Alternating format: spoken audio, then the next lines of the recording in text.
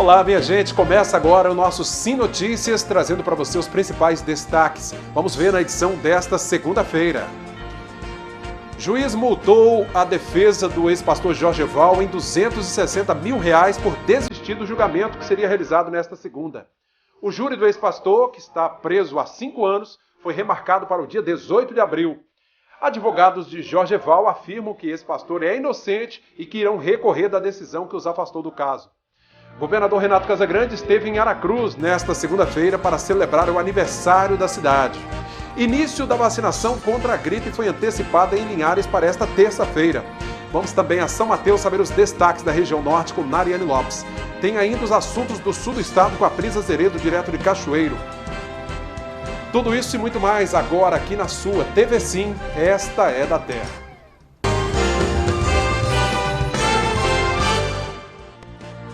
Advogados do ex-pastor Jorgeval Alves foram multados em R$260 mil pela desistência de participar do júri do ex-pastor aqui na cidade nesta segunda-feira. Os advogados alegaram falta de segurança para deixar o plenário. O júri popular de Jorgeval Alves Gonçalves, marcado para começar nesta segunda-feira, foi adiado porque a defesa do ex-pastor abandonou o plenário. Jorgeval é acusado de matar o enteado Cauã e o filho Joaquim. Os irmãos tinham 6 e 3 anos de idade. A avó de Cauã, Marlúcia Butkovski, lamentou o adiamento. Sensação de impunidade em vários sentidos, né? Até mesmo na hora de um julgamento, onde deveria ter acontecido, que já vão fazer 5 anos, agora dia 21 de abril, que provavelmente vai completar, né? Porque já que foi cancelado hoje. Mais cedo, antes de ser adiado o julgamento, o promotor de justiça Claudeval França disse à imprensa que esperava que uma resposta fosse dada hoje à sociedade. O Ministério Público está buscando, a toda maneira, dar uma resposta para a sociedade. E eu espero que hoje possamos, a partir de hoje, dar a resposta que a sociedade espera. Olha, o júri está marcado para 9 horas. Então, imagino que os profissionais irão chegar no horário, né, que é marcado, até por respeito às pessoas que chegaram no horário. E acredito que, se não aparecer, o juiz-presidente irá aguardar 15, 20 minutos, que é um tempo razoável, e depois irá decidir. Não foi o que aconteceu. Os trabalhos do julgamento tiveram início com mais de 1 hora de atraso. Pouco tempo depois, a defesa de Jorgeval abandonou o plenário. Para justificar o abandono do plenário, a defesa de Jorgeval Alves afirmou não haver segurança no Fórum de Linhares. Eles afirmaram ainda que o júri não seria imparcial, devido à grande repercussão do caso na cidade. Com o agravamento, né, dessas ameaças, né, que se intensificaram ao longo da semana, na quinta-feira nós peticionamos em segredo de justiça, juntando todas as ameaças, não somente que este advogado recebeu e agora que os colegas também receberam, e também especificamente do pastor Jorgeval, né, de sua família, até Juliana, que foi codenunciada, mas foi impronunciada ao final, que continuam recebendo até hoje.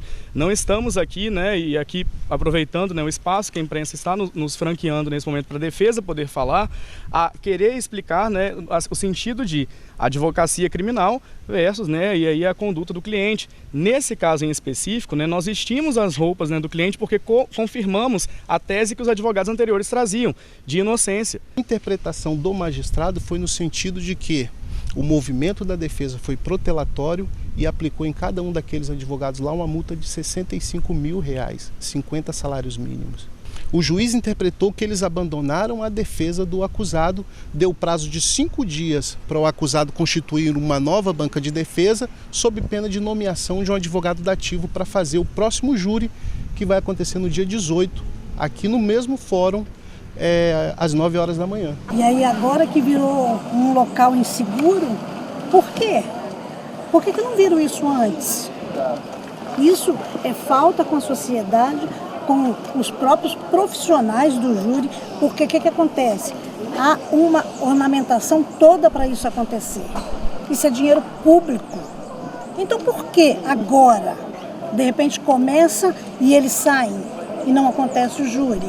Logo no começo da manhã, o pai de Cauã também esteve no Fórum de Linhares. Nada que a justiça desenrole aqui vai modificar o sentimento, né? O sentimento que a gente tem desde quando a gente perdeu o Cauã é sentimento de tristeza, de coração apertado, sempre aperta às vezes mais ainda, a gente sofre mais e mesmo tendo a condenação, não vai tirar a nossa dor, mas é um passo dado, pelo menos perante a justiça, né? Porque a gente tem a justiça dos tribunais hoje para poder fazer a parte deles. E a justiça de Deus, a Deus pertence, uma hora chega também. Testemunhas também estiveram presentes.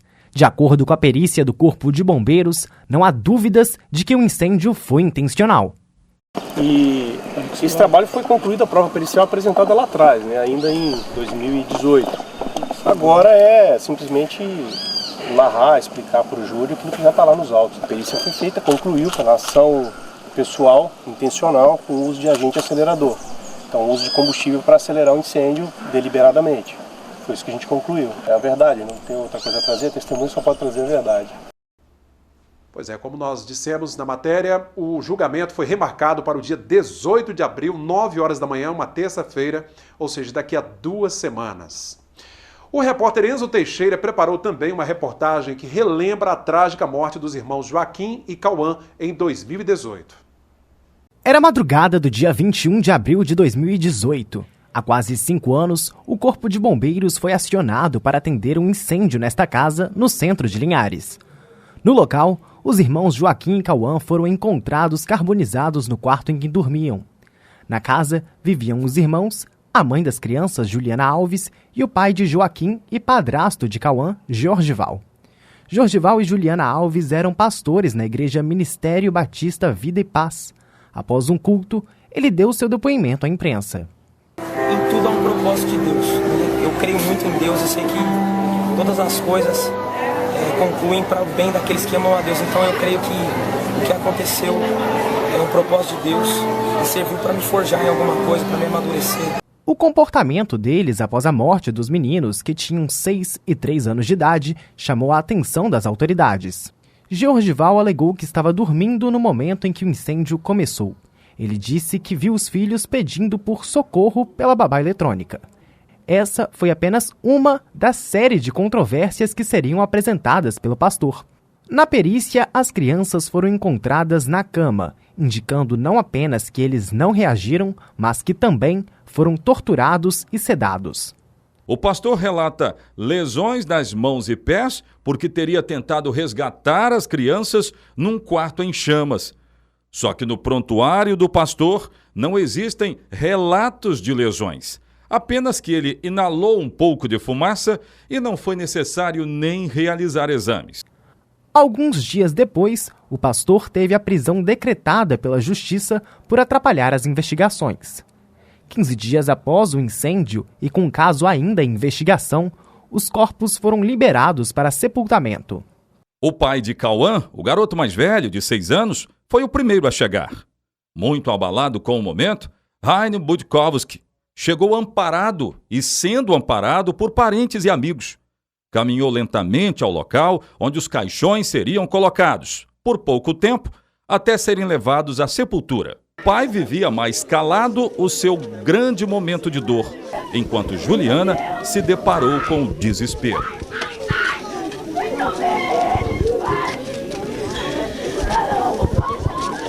Juliana Salles foi amparada por amigos, parentes, inclusive membros da igreja em que ela se reúne no bairro Interlagos.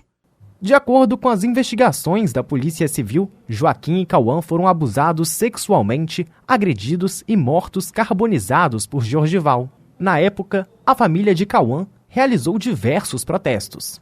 A gente sabe que as crianças não voltam mais, mas o que nós queremos é mudança na lei. Porque se a lei não muda, outras crianças vão continuar sendo abusadas, mortas. E daqui a pouco esses vagabundos estão tudo solto. Eu sei que meu neto não vai voltar mais. Meu filho era muito carinhoso, muito amoroso, muito simpático, muito extrovertido. E quando vocês estavam juntos, o seu filho chegou a te reclamar alguma coisa? Nunca tive nenhuma reclamação, tanto que se eu tivesse tido alguma reclamação, meu filho estaria vivo hoje. O pastor é hoje o único acusado pela morte dos irmãos. No dia do crime, Juliana Salles estava em Teófilo Otoni. Para o Ministério Público do Espírito Santo, Juliana sabia dos riscos de deixar os filhos sob cuidados de Jorgival. Ela chegou a ser presa em 2 ocasiões. Eu não vou falar nada só com o juiz. Só com o juiz? Só.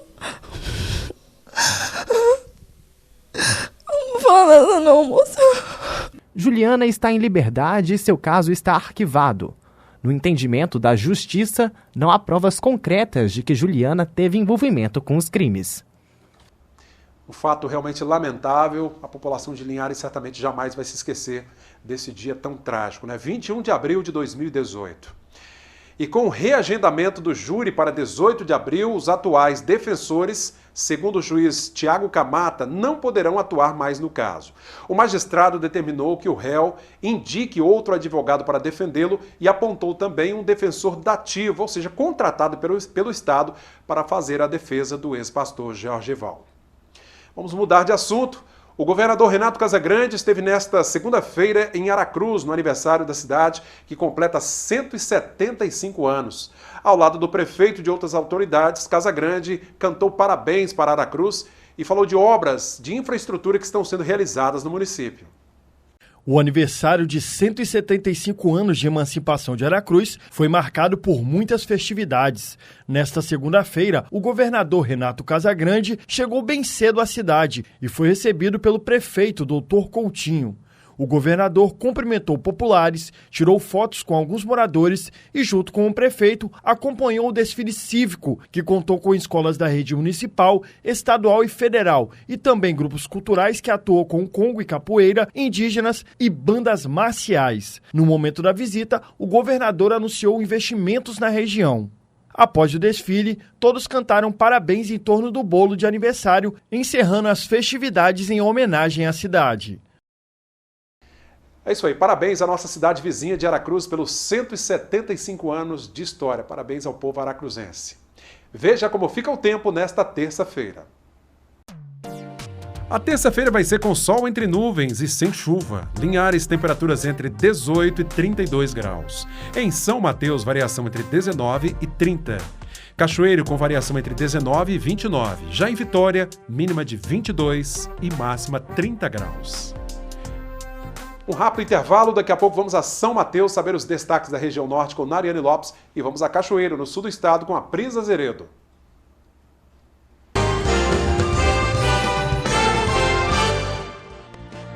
Voltamos com o nosso segundo bloco de hoje. Vamos agora a São Mateus saber os destaques da região com a Nariane Lopes. Ela fala sobre um homicídio em Conceição da Barra. Olá, Nariane. Olá, Cláudio. Tudo bem com você? Bom, é isso mesmo. Uma equipe foi acionada para atender a um chamado onde havia tido disparos de arma de fogo próximo à Vila dos Pescadores. Chegando ao local, os policiais se depararam com um corpo já sem vida. O serviço de atendimento móvel de urgência foi acionado e constatou o óbito da vítima, identificada como Jeffter Petrolino dos Santos. A Polícia Civil foi acionada e informou que o caso seguirá sob investigação da Delegacia de Polícia de Conceição da Barra. E até o momento, nenhum suspeito foi detido. O corpo da vítima foi encaminhado para o Serviço Médico Legal de Linhares para ser necropsiado e posteriormente liberado para os familiares. A polícia enfatiza sobre a importância da participação da população para ajudar a solucionar casos como este. Existe o telefone 181, onde o anonimato é garantido. Continuamos falando sobre violência. Um corpo foi encontrado em uma rodovia na cidade de Governador Lindenberg. A vítima, identificada pela polícia como Jefferson Montebeller, foi encontrado na manhã deste domingo no meio da rodovia ES 245, em Governador Lindenberg. O corpo tinha perfurações causadas por arma de fogo. O Serviço de Atendimento Móvel de Urgência foi acionado e, após os procedimentos, constatou-se que a vítima estava em óbito. A Polícia Civil informou que o caso seguirá sob investigação da Delegacia de Governador Lindenberg. Até o momento, nenhum suspeito foi detido. O caso segue em investigação. Agora só este assunto, hein? Um jovem de 20 anos é procurado há dias e a família de Conceição da Barra pede ajuda. Um jovem de 20 anos, identificado como Cauã dos Santos Ferreira, está desaparecido desde a noite da última terça-feira, em Conceição da Barra. Cauã trabalhava em uma lanchonete e desapareceu no dia de folga do trabalho. A Polícia Civil investiga o caso. Agora vamos falar de futebol. O time do Nova Venécia venceu o time do Vitória e fica cada vez mais próximo da final do Capixabão e também da Copa do Brasil. O Nova Venécia derrotou o Vitória por 3-1 na tarde deste sábado, dia 1º de abril, e deu grande passo para garantir vaga à final do Campeonato Capixaba.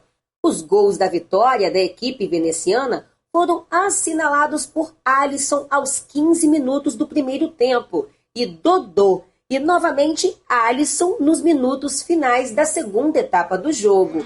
Sobrou no meio, a batida pro gol! Tony descontou para o Vitória. A partida registrou público de 1.335 pessoas, recorde no atual campeonato.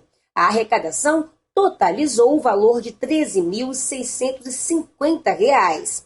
Com o triunfo, a equipe veneziana poderá perder por 1 gol de diferença, que garantirá vaga na final do Capixabão e também para a Copa do Brasil do ano que vem, já que os 2 finalistas têm vagas asseguradas na competição nacional.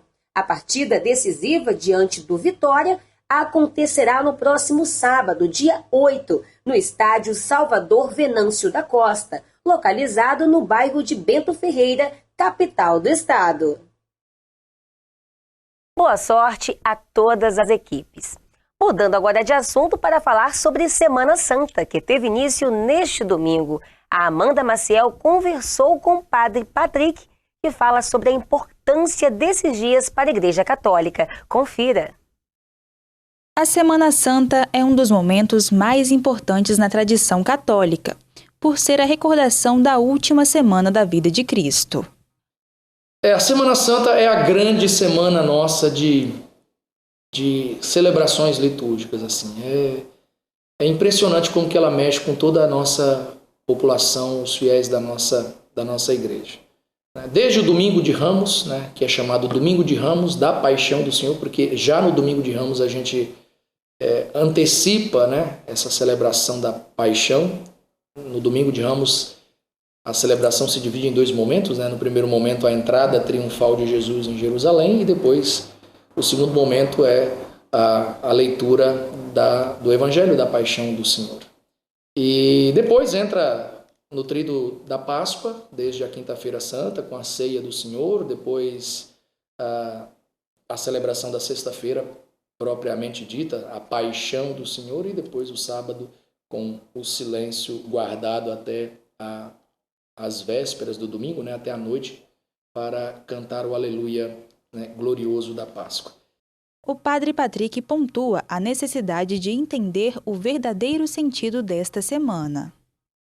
Precisa tomar um certo cuidado para que as pessoas não caiam assim, num ativismo muito grande, de muitas programações e pouca espiritualidade, pouca contrição. Mas é de fato um tempo muito especial. A nossa região é repleta de oportunidades, tanto com momentos de espiritualidade, mas também momentos de encenação.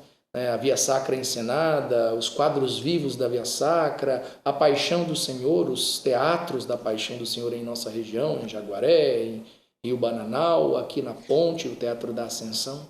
Então tem muitas ferramentas, muitos instrumentos que vão ajudar os fiéis a fazer uma boa preparação para a Semana Santa e, obviamente, em vista da Páscoa.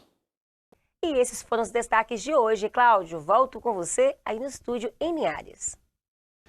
Obrigado, Nariane, pelas informações. Agora a gente segue para o sul do estado. Vamos a Cachoeiro conversar com a Pris Azeredo, que tem um resumo dos destaques da região sul. Olá, Pris. Olá, Cláudio. Olá, pessoal de casa. É isso mesmo. Um caminhão tombou na BR-101 na altura de Rio Novo do Sul e o veículo cai dentro do rio em Guaçuí. É a hora de um giro pelas notícias do final de semana. O acidente com o caminhão que estava carregado com batata doce aconteceu neste domingo por volta das 3h40 da tarde no sentido Vitória, na altura do quilômetro 388 da BR-101, em Capim, Angola, em Rio Novo do Sul. Segundo a Polícia Rodoviária Federal, o motorista teve apenas ferimentos leves. O acidente aconteceu em uma curva já conhecida pelos motoristas por ser perigosa. Ainda de acordo com a PRF, centenas de caixas com batata doce se espalharam pela rodovia e isso fez com que o trânsito precisasse fluir em pare e siga. Um veículo capotou na madrugada deste sábado na ES 185, que liga Guaçuí ao distrito de São Tiago. Os dois ocupantes, de 21 e 26 anos, sobreviveram. A Polícia Militar foi acionada por volta de 1h30. No local, as vítimas contaram aos militares que o condutor do carro perdeu o controle em uma curva e acabou caindo na ribanceira e o carro indo parar com as rodas para cima dentro de um rio, próximo a uma ponte. Ambos conseguiram sair do carro e pedir ajuda. Eles receberam os primeiros socorros no local e foram encaminhados pelo Corpo de Bombeiros ao pronto atendimento de Guaçuí. Turistas mineiros que seguiam de ônibus para Guarapari passaram por momentos de apreensão na madrugada de sábado. O ônibus que havia saído de Belo Horizonte com destino ao litoral sul pegou fogo na BR-262 em Venda Nova do Imigrante. A Polícia Rodoviária Federal informou que os passageiros não se feriram. Entretanto, as malas e objetos que estavam no bagageiro foram consumidos pelo fogo. O incêndio começou na parte traseira. O motorista da excursão percebeu o fogo após ver uma fumaça escura saindo de uma roda traseira. O condutor solicitou que todos os passageiros desembarcassem. Os turistas conseguiram sair somente com os pertences pessoais. E Cachoeiro lançou nesta segunda-feira um projeto que vai levar diversos serviços a bairros e distritos do município. Estamos chegando. Esse é o nome do projeto que vai levar diversos serviços a bairros e distritos de Cachoeiro e que reuniu muita gente bem cedo para o seu lançamento. O serviço chegou a poder ampliar todos os nossos serviços que a gente já faz no nosso cotidiano. Porém, a gente chegou com uma nova versão desse trabalho. É de chegar com todos os serviços ao mesmo momento, para poder dar uma resposta mais rápida na nossa comunidade.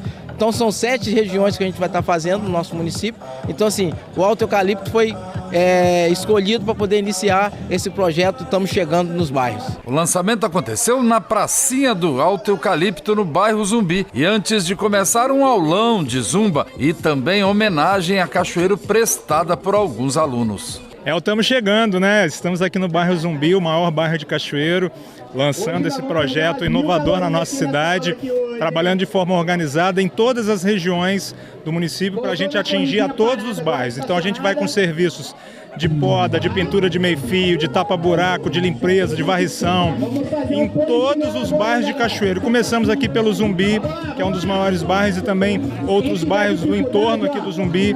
E a cada mês a gente vai estar numa região diferente para levar os serviços de manutenção da nossa cidade. Então todos os bairros e distritos vão ser contemplados. O evento no Alto Eucalipto é o pontapé inicial para uma série de ações que irão levar serviços aos bairros e distritos que foram divididos em regiões e que durante todo o mês serão intensos os serviços de manutenção. Nessa, que é a primeira região, abrange os bairros Basileia, Campo Leopoldina, Parque das Laranjeiras, Otto Marins, São Francisco de Assis, Nova Brasília, Zumbi e Bairro Recanto. A gente tem assim, a expectativa de ficar 30 dias no bairro, mas a gente sabe que a gente consegue dar uma resposta mais rápida à população. Então eu acho que a gente consegue chegar nos bairros, por exemplo, que estava chegando proposta de chegar daqui a 7 meses, a gente consegue chegar daqui no 4º mês para poder dar a resposta mais rápida à nossa sociedade. Também está prevista a realização de dias D do projeto em cada região contemplada, com a oferta de uma série de serviços adicionais, como chamados para o PROCON e ouvidoria, emissões de certidões e IPTU, serviços sociais de CRIAS e CRAS, atividades esportivas, apresentações culturais, dentre outros. Esse programa é muito bom e vai ajudar muita gente. Vai ajudar muito, porque vai consertar os buracos do bairro, vai ter limpeza nos bairros, vai ter na área da capina, que precisa muito, tapar os buracos dos asfaltos. Então vai ser um projeto muito bom para Cachoeiro e vai ajudar todos os bairros, de acordo, cada semana num bairro, Então vai ter uma melhoria muito melhor, muito bom. Imediatamente após o lançamento oficial no Alto Eucalipto, que reuniu principais lideranças de Cachoeiro, já foram iniciados serviços de manutenção e também o plantio de árvores, entre outros. Todos os nossos serviços estão inseridos no site da prefeitura, né? Então, assim, qualquer informação também a gente pode ligar por 156 para perguntar quando que vai estar chegando no bairro da pessoa que está solicitando a informação. A lista com os bairros de cada região estão no site cachoeiro.es.gov.br. Cláudia, pessoal de casa, eu fico por aqui e retorno amanhã com mais informações da região sul. Até lá. Obrigado, Pris, pelos destaques de Cachoeiro. Até a próxima edição, viu? Vamos conferir como abriu esta semana o mercado do café.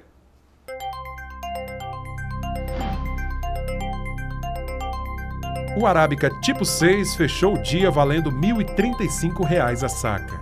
Arábica 7, R$ 916. Conilon tipo 7 cotado a R$ 622 a saca.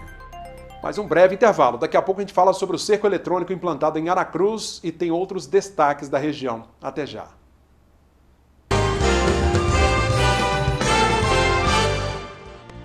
Voltamos, minha gente, com o nosso terceiro e último bloco de hoje.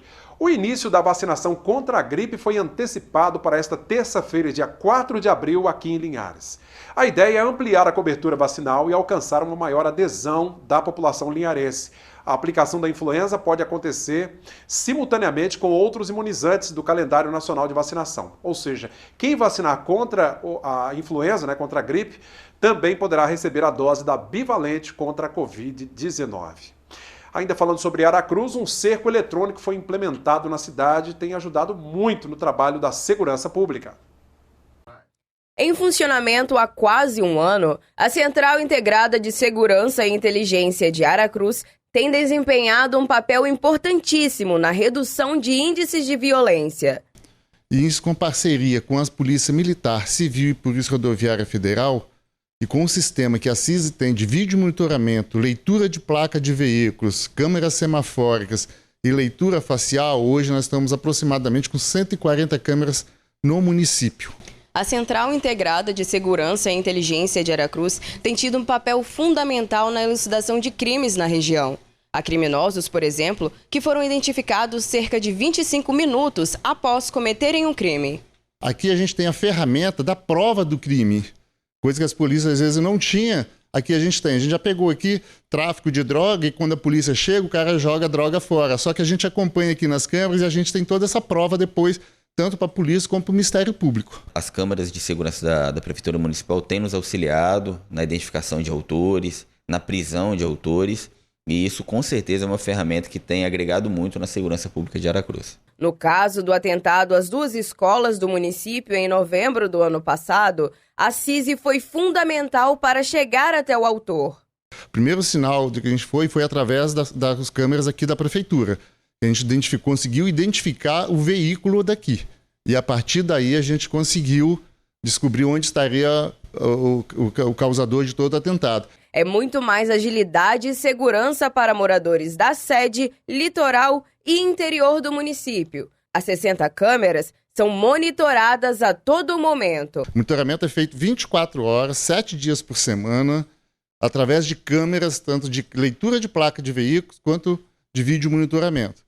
São espalhados dentro da cidade, dentro de todo o município. O interior, todo o interior é coberto também com essas câmeras. E a gente consegue identificar, fazendo cruzamento, às vezes, com a câmera de vídeo monitoramento com o do veículo, com a leitura de placa do veículo, tem uma abordagem muito melhor nos crimes. Bacana a ideia, né? Linhares que também está ganhando um novo cerco eletrônico. Por hoje é só. Obrigado a você pela sua companhia de sempre. Siga nossas redes sociais, nosso Instagram, Facebook e o nosso canal no YouTube TV Sim Linhares. Acesse também o portal simnoticias.com.br. TV Sim, esta é da Terra.